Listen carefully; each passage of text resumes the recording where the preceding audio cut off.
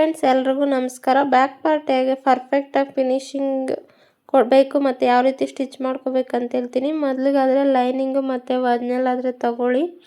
ನೋಡಿ ನಾನು ಯಾವ ರೀತಿ ಇಡ್ತಾ ಇದ್ದೀನೋ ಆ ಲೈನಿಂಗು ಮತ್ತು ಒರಿಜಿನಲ್ ಅನ್ನೋದು ಸೇರಿಸಿ 1/2 ಇಂಚ್ ಬರೋ ಥರ ಜಾಯಿಂಟ್ ಮಾಡ್ಕೊಳ್ಳಿ. ನಿಮ್ಗೆ ಕಲ್ತೈತೆ ಬಟ್ಟೆ ಅಂದರೆ ಗುಂಡ್ಪಿನ್ ಆದರೆ ಇಟ್ಕೊಳ್ಳಿ.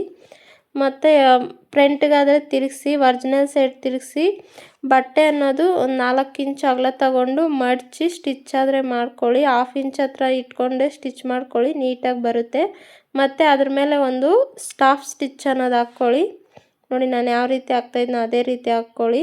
ಆಮೇಲೆ ಗುಂಡ್ಪಿನ್ ಅನ್ನೋದು ತೆಗೆದ್ಬಿಟ್ಟು ಲೈನಿಂಗ್ ಅನ್ನೋದು ಓಪನ್ ಮಾಡಿ ಅದನ್ನು ಮಡಚಿರೋ ಬಟ್ಟೆನ ಆ ಕಡೆ ಲೈನಿಂಗ್ಗೆ ಸ್ಟಿಚ್ ಮಾಡ್ಕೊಳ್ಳಿ ಮಡ್ಚ್ಕೊಂಡು.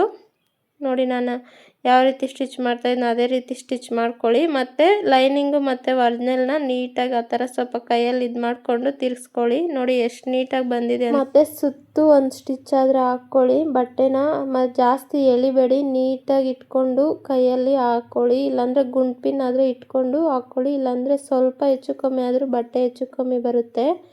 ನೋಡಿ ನಾನು ಯಾವ ರೀತಿ ಹಾಕ್ತಾಯಿದ್ನೋ ಅದೇ ರೀತಿ ಹಾಕ್ಕೊಳ್ಳಿ. ಮತ್ತು ಎಕ್ಸ್ಟ್ರಾ ಇರೋದೆಲ್ಲ ಕಟ್ ಮಾಡಿಬಿಡಿ ನೀಟಾಗಿ. ಏನಾದರೂ ಡೌಟ್ ಇದ್ದರೆ ಕಾಮೆಂಟ್ ಮಾಡಿ.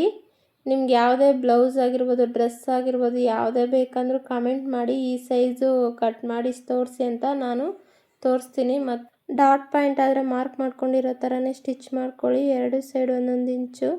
ನೋಡಿ ಬ್ಲೌಸ್ ಅನ್ನೋದು ಎಷ್ಟು ನೀಟಾಗಿ ಬಂದಿದೆ.